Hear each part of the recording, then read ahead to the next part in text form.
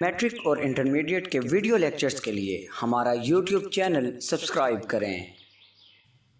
بسم اللہ الرحمن الرحیم۔ عزیز طلبہ، آج کے اس لیکچر میں ہم اردو جماعت دخم سبق خطوط رشید احمد صدیقی کا خلاصہ سمجھنے کی کوشش کریں گے۔ آئیے بلا تاخیر لیکچر کا باقاعدہ آغاز کرتے ہیں۔ عزیز طلبہ، اس سبق کے اندر رشید احمد صدیقی کے 3 خطوط ہیں۔ ہم باری باری ہر خط کا خلاصہ پیش کریں گے۔ سب سے پہلا خط بنام ڈاکٹر محمد حسن ہے، جس کا خلاصہ کچھ یوں ہوگا۔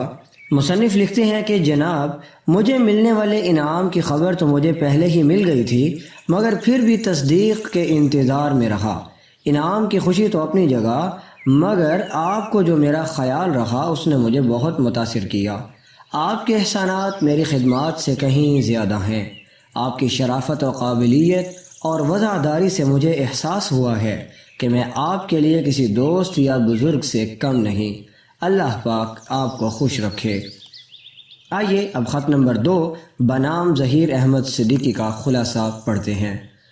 مصنف لکھتے ہیں کہ آپ کے والد مولانا ضیاء احمد مرحوم مجھ جیسے بے شمار لوگوں کے رفیق تھے۔ ان کی وفات سے جو آپ کو صدمہ ہوا اس کا مجھے بخوبی اندازہ ہے۔ آپ کے لیے اس سے بڑھ کر سعادت کی اور کیا بات ہوگی کہ آپ نے مرحوم کے سایہ شفقت میں زندگی کی بے شمار عظمتیں سمیٹی۔ مرحوم کی یہ معتبر صفت ہے کہ ان سے کبھی کسی کو تکلیف نہ پہنچی۔ اردو، فارسی اور عربی ادبیات پر ان کی گہری نظر تھی۔ آپ نے کبھی سخت الفاظ کا استعمال نہ کیا۔ ان کی وفات سے جو ادب و آداب کی محفل میں جگہ خالی ہوئی ہے وہ شاید ہی بھر سکے۔ اللہ ان پر رحمت اور آپ کو صبر جمیل عطا فرمائے۔ عزیز طلبہ، آئیے خط نمبر 3 بنام پروفیسر سید بشیر الدین کا خلاصہ پڑھتے ہیں۔ مصنف لکھتے ہیں کہ آپ کا خط ملا، جواب میں دیر ہو گئی۔ عموماً میں اسی روز جواب دیتا ہوں جس دن خط ملے۔ کچھ دنوں سے تنہائی کا احساس ہو رہا ہے۔ آپ نے اپنے مطالعے اور مصروفیت کے بارے میں جو کچھ لکھا ہے میں اس کی تصدیق کرتا ہوں۔ موجودہ صدی کے ابتدائی تقریباً 30-40 سال تک ہر متوسط مسلمان گھرانے میں مذہب، اخلاق اور تہذیب کی پیروی کی جاتی تھی۔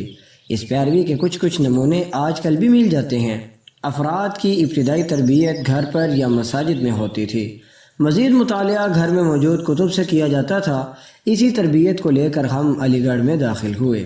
جو باتیں کبھی خواب تھیں ان کی تصویر اور تکمیل علی گڑھ میں ہوئی۔ بزرگوں کی شفقت اور سہارا ہمیشہ ساتھ رہا۔ ان کی خدمت میں ہماری بڑائی تھی۔ جو باتیں عرض کی ہیں آپ بھی ان کے گواہ ہیں۔ میں معلم بنا اور آپ کو کتابوں کی دولت یعنی لائبریری کی امانت ملی، جس کا آپ نے حق ادا کر دیا۔ آپ کی جستجو اور علم کی طلب نے علی گڑھ کی لائبریری کے تقاضوں کو پورا کر دیا۔ آپ کی یہ خدمت مدتوں یاد رکھی جائے گی۔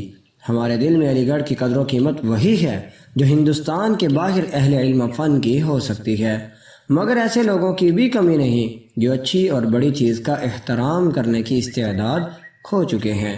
بشیر صاحب بہت کچھ اور لکھنا چاہتا تھا لیکن تھک گیا۔ خدا حافظ۔